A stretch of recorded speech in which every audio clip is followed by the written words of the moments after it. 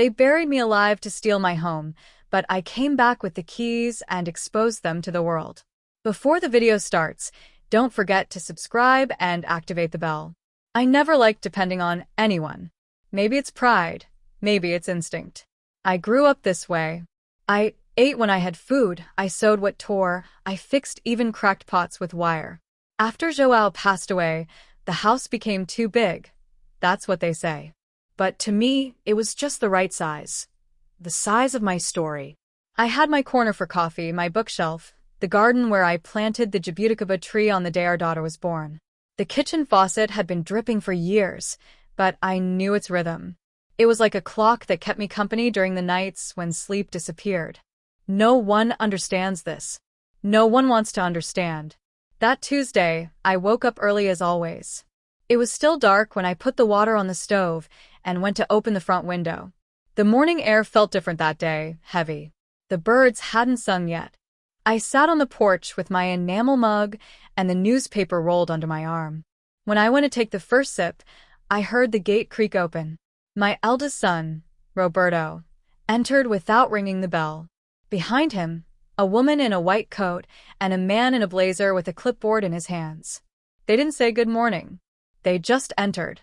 The woman looked around as if assessing a place for sale. The man introduced himself as Dr. Morrow, a clinician specializing in forensic geriatrics.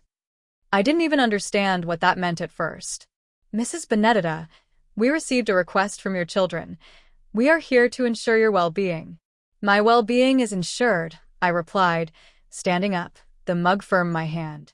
I've lived here for over 40 years. I've never needed anyone to take care of me. Roberto pretended to be concerned. He spoke slowly, like someone trying to calm a frightened animal. Mom, you've been forgetting things. We came to help you. It's just a period of observation. A good, comfortable place. Just until you get better. Better from what? From aging? I froze when the so-called doctor read a paper that said I would be removed by court order, based on a psychiatric report. A report I had never seen. A process that went on without me ever being heard. They treated me like a dry leaf, ready to be swept away. I was taken as if I were a terminally ill patient. The woman in the white coat grabbed my arm firmly, and Dr. Morrow kept saying technical things to mask the emotional kidnapping that was happening. Risk of dementia, recurring delusions, social isolation. As if drinking coffee alone on the porch were a clinical symptom. At the door of the house, I looked back. I saw my fern wilting, the faded cushions, the wedding photo with João still crooked on the wall. That wasn't just a house. It was my altar. And they were tearing me away from it like they were throwing out a stranger. In the car, I didn't cry out of fear. I cried out of anger. Anger at seeing the cold gleam in my own son's eyes, the same one I once saw in a real estate agent. Anger at not having screamed. At not having spat in that doctor's face. But what could I do? I was old. And when you get old, everything you say is considered an exaggeration. We arrived at a beautiful house, large, with a golden sign at the entrance. Residential Viver Melhor, Premium Geriatric Center. Premium, they said. As if that could return the dignity they forcefully took away. Inside, everything gleamed. Marble floors, a reception smelling of lavender, and a giant TV playing a cooking channel. But it was too silent. A silence that screamed. They welcomed me as if I were checking into a hotel. Welcome, Mrs. Benedita. Here, you will have all the care in the world. Behind the sweet words, I saw eyes evaluating, measuring, analyzing. They took me to a room with a hospital bed, side rails, and a beige armchair. No pictures, no books, no my cups. Everything sterile, clean, empty. They signed papers as if they were delivering a package. I sat on the bed for hours. My trembling hands in my lap. My head raised. I didn't cry anymore. I swallowed each tear like I was swallowing lead. This was prison. But a prison without bars, without handcuffs, because the greatest prison is when no one believes you. For the first time in my life, I felt like they were killing me while I was still alive. Burying me slowly, with sweet words and clean pillows. And no one on the outside heard my scream. But I heard it. And in that silence they imposed on me, I swore to myself, if they are burying me, they will regret the day they forgot that I am root. On the first day, I didn't sleep. It wasn't fear. It was a silent vigil. I refused to close my eyes in that place. Every detail seemed carefully designed to convince me that I was safe. Hospital bed, with an orthopedic mattress. Iron sheets. A window with a beige curtain. But the lock on the outside of the door made it clear. This was a cell. The next morning, they woke me with a tap on the shoulder and a fake smile. "Time for your medicine, Mrs. Benedita," said a young woman in a white coat, holding a silver tray. "What medicine?" I asked. She didn't answer. She just smiled again and said, "It's just to regulate your blood pressure and calm you down a little, okay?" I didn't take it. I hid the pill under my tongue and spit it out as soon as she left. On the breakfast tray, 3 cookies, a warm tea, and a cut-up fruit. I looked around. 3 elderly women napped in front of the TV. A man in a wheelchair stared at the floor as if waiting for someone who would never return. I realized quickly. Inside, time didn't pass, it rotted. The nurses moved in silence, all with light steps and glassy smiles. The patients were treated like children, even when they tried to speak with clarity. If someone complained of pain, they would say, "It's not hurting, it's just an impression." If someone said they wanted to go home, they responded, "But this is your home now." In there, even the truth became a symptom. I decided to stop reacting. I began to observe, to listen to the conversations in the halls, to remember faces, names, expressions. And that's how I noticed Celia. She wasn't like the others. Her eyes didn't smile when the smile came to her mouth. She seemed like someone who was there out of necessity, not vocation. But she wasn't bad. One night, she saw me looking out the window and cautiously approached. "You don't look sick, Mrs. Benedita." I stared into her eyes. I didn't say anything. She continued, "I've seen many people come in here with a clear mind and leave blank. It's not Alzheimer's, it's loneliness that does that. The medicine just helps push the rest." I remained silent for a while. Then I asked, "Do you believe me?" She didn't answer with words. She just began treating me differently. Discreetly, she left my tray a little more full. She took me outside to get some sun when the others were sleeping. And one late afternoon, she gave me something that would change everything, a little blue notebook. "Write here what you remember. Write everything. This could be useful one day." I began to write. Every shift change. Every phrase spoken in a low voice. The pills they tried to give me. The names of the medicines. The women who cried at night. One day, I overheard an employee telling another about the lawyer who got a quick guardianship for another patient in less than 15 days. I wrote that down too. That wasn't care. That was commerce. And then one morning, I saw Donna Maddalena being carried to her room, screaming. "They want my land," she was yelling. "Let me go. This is a crime." The nurses said, "She's confused again, poor thing." She was drugged in minutes. At lunch, she was asleep with her head fallen to the side. No one spoke of her again.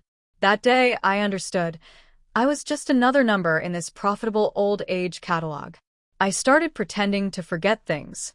I pretended to mix up dates, names, the children. Once, I even called a caregiver mommy. They laughed. They began to consider me calm, cooperative. It was all I wanted. Celia noticed what I was doing. One day, she whispered to me, "How long are you going to keep pretending?" I replied without hesitation, "Until they hear me from the outside." At night, in my room, with the door slightly open, I began talking to myself as if I were delirious. But each word was a memory thrown to the wind. If someone were listening, they might have understood that this confused, old woman was actually mapping the hell where she had been buried alive. Celia brought me another gift, an old cell phone. It doesn't have a chip, but it records. Use it carefully. She hid the device inside a metal lunchbox. I almost cried. Not out of gratitude, but out of anger for having to thank for a gesture that, in reality, was just what every human being should have, a voice. I began recording short audios at night, under the blanket, telling everything. My words were like matches in a dark cave. I didn't know if anyone would ever hear them, but lighting them was my only defense against being erased. By this point, I already knew. They had locked me up not out of pity, but out of interest. They called me sick because it was easier to erase my identity than to respect it. Declaring someone incapacitated became a shortcut to stealing in silence. But I wasn't dying. I was nurturing a revolt. Each day in that white prison was a push toward the abyss, or a step toward my return. And I was already climbing. Have you ever screamed inside a well? You scream, and only hear the echo. That's how I felt for weeks. I spoke in silence. My recordings at night were war diaries. I started giving fake names to the perpetrators, creating codes, because I suspected they were listening through the cracks. Paranoia is a faithful companion of those who have been silenced by force. But in a world where everything is anesthetized, lucid pain is an act of resistance. The old cell phone became my confidant. I spoke to it softly, like one prays, narrating every abuse, every medicine administered without consent, every time an elderly woman was treated like a used object. This is Benedita Souza. I'm not dead. They are killing me slowly, in the name of care. Then, one day, at breakfast, I heard a noise coming from the cafeteria. Commotion. A scream. This is a crime. She died because you sedated her too much. It was a man's voice. Followed by another, colder. You can't accuse a geriatric center like that. We have reports. Madalena, the woman who screamed about the land, had died in the early morning. Cardiac arrest, they said. But her little mouth was still stained blue, the sedative they gave her by force. Her children came to collect her belongings and leave as quickly as possible. They received an envelope. A funeral expense support. Bought silence. Erased memory. That hurt me like a knife. I saw the future they planned for me. To die quietly, with a clean report and a sealed coffin. My body buried and my house sold, divided between children who never asked me what I wanted. It was that day I decided I wouldn't just escape. I would expose. Celia, my only ally, was taking more and more risks. She hid papers I scribbled on. She passed notes in juice boxes. One night, she told me, I have a cousin who's a journalist. She's not famous, but she's tough. I can try to send your recordings. She gave me a bundle with a cell phone hidden inside a shampoo bottle. That was my scream out of the well. 2 days later, I learned the audio had reached her. The cousin had listened to everything. She cried. She committed. She would investigate, look for records, cross names of reports with deaths, dig into the finances of the home. It was a spark, but in silence, it was already a fire. And then, for the first time in weeks, I slept. The next day, the atmosphere was strange. Tense staff. A man in a suit talking to the director. Door closed. The word accusation whispered in the hallways. I pretended to be deaf, sleepy, harmless. But inside, the old Benedita danced with anger and hope. That night, Celia came to my room. Something's going to happen. I felt the tension. They're going to try to transfer you. Make you disappear. I remained silent. You'll have to leave before. I know a way out. But there's only one chance. I looked at her and said, if it's to leave, it's not to hide.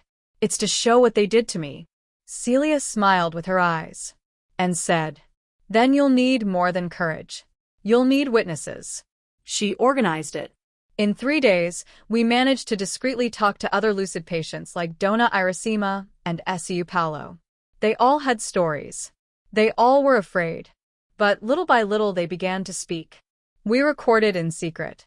Celia edited everything into one file and sent it to her journalist cousin. It was the dossier of the White Death nursing home. And then came the night of the escape. Celia took me to the laundry room. We crossed service corridors, narrow stairs, until a rusty little door at the back. A complicit gardener left the door slightly open. Outside, a car was waiting. When I got in the car, I felt the street air. The smell of freedom mixed with fear. I wasn't free yet, but I was alive. And now, no one was going to silence me. I was taken to a small apartment, hidden. The journalist came to see me the next day. Young, her eyes inflamed with indignation. We spent hours talking. She listened, read the notebooks, watched the audios. Mrs. Benedita, this isn't just a story. This is a bomb. Then blow it up. But blow it up with names, addresses, documents. She promised. Days later, the report came out. Premium Residential accumulates accusations of abuse, forced sedation, and appropriation of elderly people's assets. My voice opened story. The recording of the audio I made crying in the dark. It was my scream finally heard. The repercussion was immediate. Social media exploded. TV shows called. Deputies were outraged. The public prosecutor's office opened an investigation. Other families came forward, telling similar stories. I was called the elderly woman who had courage. But I didn't want a medal. I wanted justice. And it was just beginning. They called me crazy. Now they called me brave. But I wasn't deluding myself. Deep down, the country that listens moved by the stories of a surviving elderly woman is the same one that silences thousands every day. I was an exception only because I escaped. And screamed loud. The story hit like lightning. But I knew that thunder isn't enough. You need fire to burn the roots of what rots us. In a week, other elderly people from different shelters contacted the journalist. 3 were lucid.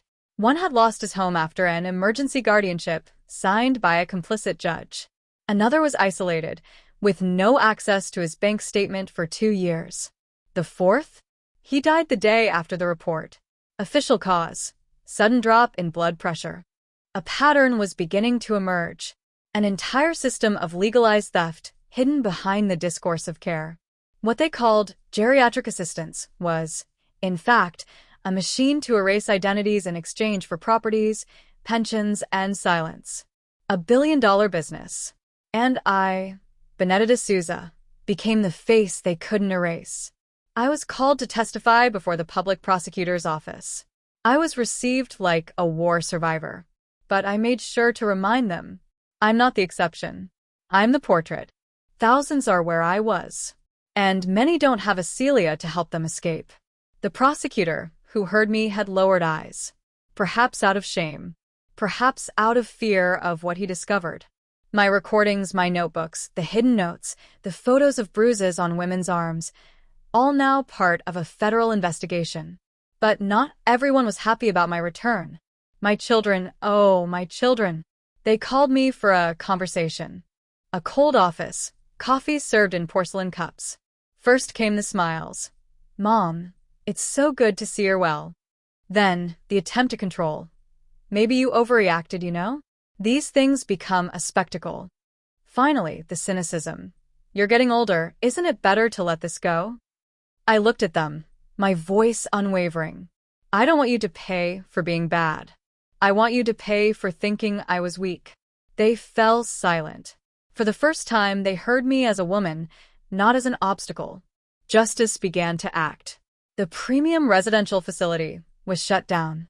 The director was arrested. Doctors who signed false reports were suspended. Employees who had been silent under duress began to speak. It was the domino effect of exposed terror. But I wanted more. I wanted it to be recognized that there is violence in forced institutionalization. That guardianship cannot be a weapon for impatient heirs. That the elderly are not a dumping ground for guilt or living inheritance. I wanted the world to understand what it means to age with awareness in a country that silences you with a glass of Rivotril. My lawyer filed a lawsuit against my own children for attempted appropriation of assets and psychological abuse. It was hard, but necessary. One of them cried in court. He said he only wanted the best for me. The judge asked. And the best was locking her up without access to her own money, in a nursing home with a history of abuse? He didn't answer. When the sentence was handed down, I cried. But not out of sadness. It was an old cry, choked, from the little Benedita who had always been taught to lower her head, to obey, to not make a scene. That tear was my declaration of independence. The decision annulled the guardianship. It recognized my right to autonomy. And more, it ordered compensation for moral damages. Not for the money, but because the harm was real. I went back to my home. The same porch. The same dry plants. But now, the silence was mine, not imposed. And the key in the door was not a symbol of imprisonment, but of return. The press was still looking for me. They asked me to tell the story on television shows, on podcasts, in books. I agreed. Not out of vanity, but because my voice was now a knife. And where there had once been a solitary Benedita, now there was a chorus of voices breaking the silence over the horrors committed in the name of elderly protection. One of the nurses who helped at the shelter secretly came to me. She wanted to testify. She said, "What you did gave me courage. I saw everything, but didn't know how to scream." I smiled and replied, "Now you know. And you're no longer alone." The house was renovated with help from anonymous donations. I received letters from women in the countryside, from retirees forgotten by their families, from honest caregivers ashamed of the system. A priest sent me a rosary. A high school girl wrote, "I want to be like you when I grow old, with teeth and dignity." And I thought, maybe this is the real judgment of the living, not what happens in courtrooms, but what each person faces when they choose between silence or speaking. I spoke, and the world listened. It was strange to return home. Even after winning in the courts, even after getting my keys back and my name on the documents, it still took time to believe that the world out there wouldn't come and take me again. I found myself sleeping with my purse pressed against my chest, hiding objects under the pillow, as if they were coming to take away the little that was left. Freedom doesn't arrive with fanfare. It whispers, knocks gently, and if you don't open the door with courage, it leaves. But I opened it. Slowly, yes. Afraid, of course. But I opened it. I started replying to every letter I received. So many. Hundreds. From people who saw themselves in me. Miss Benedita, my mother was forced into a shelter and is still there. My grandfather had his house sold, without knowing. I'm elderly too, and I'm afraid my children will do the same to me. Each line was a mirror of my pain. And that's when I understood. My fight was no longer just mine. That's when the seed of what would become the old, free and alive movement was born. It started small. A WhatsApp group. Then a support network with volunteer lawyers, psychologists, honest nurses, conscious children, and most importantly, elderly people who refused to be silenced. We created pamphlets, organized discussion circles, collected video testimonies, created a website for anonymous complaints. And above all, we gave names to things. Because no one fights against what they don't know exists. We called what was once called emergency placement legalized abandonment. We called forced guardianship without a real medical evaluation civil kidnapping. And we called the system that profits from the invisibility of the elderly the economy of silence. The words bothered people. Of course they did. Powerful people tried to discredit us. They said I was manipulated, that my story had exaggerations, that I was being used by ideological groups. But it was enough to show my arm with the mark of restraint. It was enough to look into my eyes. They forget that our bodies remember what they tried to erase. One day, I was called to speak at a public hearing in Brasilia. I walked up to the podium in my simple clothes, my hair tied back, and a notebook full of names. Names of elderly people who died in silence. People no one mourned. People who were buried with the label of incapable, without ever being heard. I spoke for them. And when I finished, the room was on its feet. It wasn't for me. It was because a wall was beginning to crack. And no one wanted to put cement over it anymore. The response was greater than I imagined. A bill started to circulate, to review guardianship criteria, to prohibit forced interments without a complete judicial report, to guarantee the unrestricted right to communication for elderly people in care. They proposed the law's name, the Benedita Law. I cried when I heard it, not out of vanity, but because I realized that the old woman humiliated in a room with white tiles, drugged and forgotten, was now shaping laws. And at the same time the Congress was moving, the people were moving too. In several cities across the U.S., elderly groups began to organize. One of them, in rural Texas, called themselves the Stubborn Ones. Another, in Philadelphia, became the Grandparents Who Make Noise. In Seattle, old age without locks emerged. They distributed flyers, demanded meetings with mayors, and exposed hidden nursing homes. The echo of my escape became a collective shout. And that's when I understood what true freedom is. It's not just leaving captivity, it's making sure no one else enters. I received invitations to give lectures, participate in programs, even write a book. I always refused one thing, that they tell my story as an individual miracle. The miracle was surviving, yes. But the victory was not solitary. It was born from listening, alliances, disobedience, and shared courage. And that's why I agreed to participate in the documentary. They called it "They Stole My Voice, Not My Soul." It showed everything, from my first recorded audios to the scenes of the day I returned to my home. It aired on TV. It went viral. Young people started to watch. A group of film students wrote to me, "Ms. Benedita, because of you, we're doing our final project on institutional violence against the elderly." I smiled. The echo was reaching far. And on a sunny Sunday in a square here in the neighborhood, we held our first big national gathering. People came from all corners, some with canes, others in wheelchairs, many with wrinkles on their faces and fire in their eyes. They carried posters, made banners, Danced. Sang. shouted. I looked and thought, these are the ones they tried to erase. And now they light up the world. I took the microphone and said, for a long time, they said the world belonged to the young. And it does. But today, it also belongs to the old who refuse to die in silence. Old age is not the end of the story. It's the chapter where the truth finally has a voice. The crowd applauded. They shouted my name. I trembled. But not from fear, from strength. Because now I knew, freedom, when it echoes, never goes back to the cage. The day dawned gray. The kind of morning that seems to ask for silence. But I was ready to bury it once and for all. I took with me a small, simple wooden crate. Inside, I kept pieces of what I had been forced to hide. The white apron from the shelter, the notebook with tiny, shaky letters, the restraining straps torn from the bed, the plastic bracelet that carried my name as if I were a thing, Benedita Souza. Under guardianship. Do not medicate without order. It wasn't a public ceremony. It was an intimate ritual. Yet more than 40 people came with me to the vacant lot behind the chapel where I used to pray as a girl. It was symbolic, but no less real, because the pain that silences us needs mourning, and the silence that kills us needs burial.